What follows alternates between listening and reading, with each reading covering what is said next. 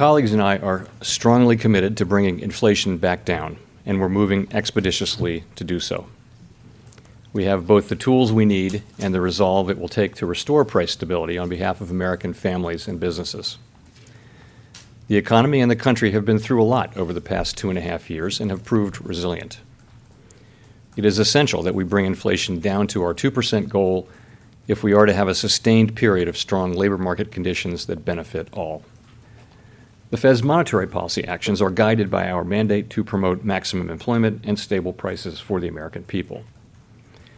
My colleagues and I are acutely aware that high inflation imposes significant hardship, especially on those least able to meet the higher costs of essentials like food, housing, and transportation. We are highly attentive to the risks high inflation poses to both sides of our mandate, and we're strongly committed to returning inflation to our 2% objective. At today's meeting, the committee raised the target range for the federal funds rate by 0.75 of a percentage point, bringing the target range to 2.25% to 2.5%. And we're continuing the process of significantly reducing the size of our balance sheet, which plays an important role in firming the stance of monetary policy.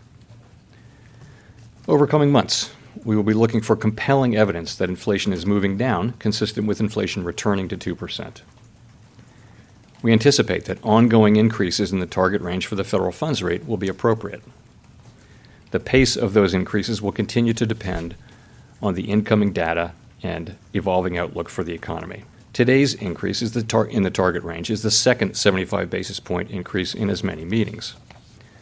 While another unusually large increase could be appropriate at our next meeting, that is a decision that will depend on the data we get between now and then.